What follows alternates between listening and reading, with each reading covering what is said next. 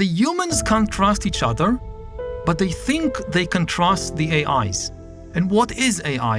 So, the key thing to understand is that AIs are able to learn and change by themselves, to make decisions by themselves, to invent new ideas by themselves. If a machine cannot do that, it's not really an AI. Around the originality of human thought and emotion, and this kind of assumption that AI will never be able to fully mimic the human experience, right? There's something indelible about what it means to be human that the machines will never be able to fully.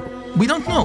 There could be that AIs will really develop if it's mimicking it to such a degree of fidelity? Does it even, in terms of how human beings interact with it, does it matter? For the human beings, no. Again, this is the problem. Because we don't know if they really have consciousness or they're only very, very good at mimicking consciousness. And I think maybe the most important thing is really to understand what AI is. Because now there is so much hype around AI that it's becoming difficult for people to understand what is AI. Now everything is AI. So, your coffee machine is now a coffee machine, is an AI coffee machine, and your shoes are AI shoes. And what is AI?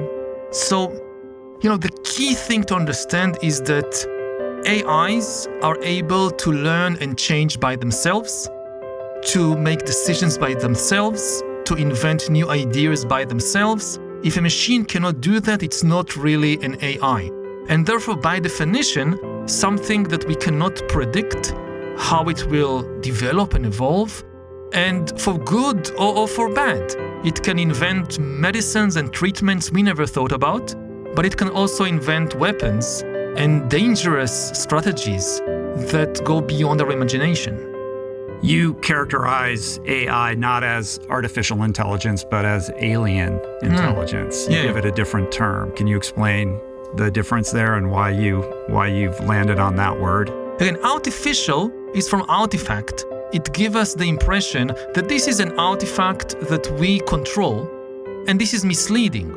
Because yes, we designed the kind of baby AIs, we gave them the ability to learn and change by themselves, and then we release them to the world, and they do things that are not under our control, that are unpredictable, and in this sense they are alien.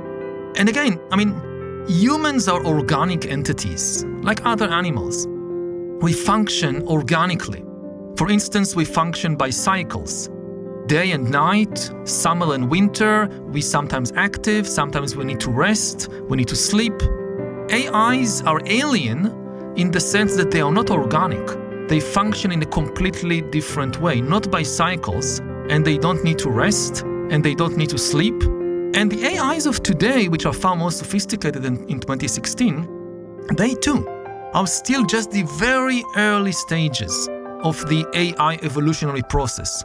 Then we can think about it like the evolution of animals. Until you get to humans, you have 4 billion years of evolution. You start with microorganisms like amoebas, and it took billions of years of evolution to get to dinosaurs and mammals and humans. Now, AIs are at present at the beginning of a parallel process.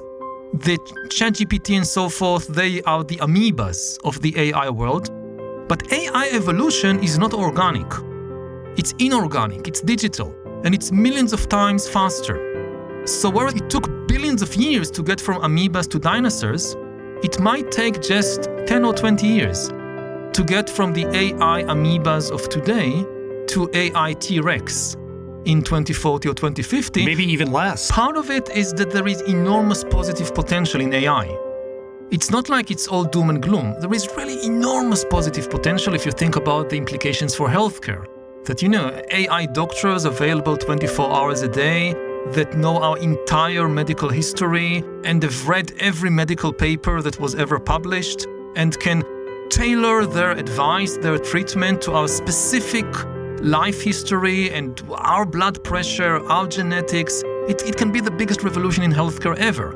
If you think about self-driving vehicles. So every year, more than 1 million people die all over the world in car accidents. Most of them are caused by human error, like people drinking and then driving or falling asleep at the wheel or whatever, self-driving vehicles are likely to save about 1 million lives every year. This is amazing. You think about climate change, is that even if people start to understand, they don't trust each other.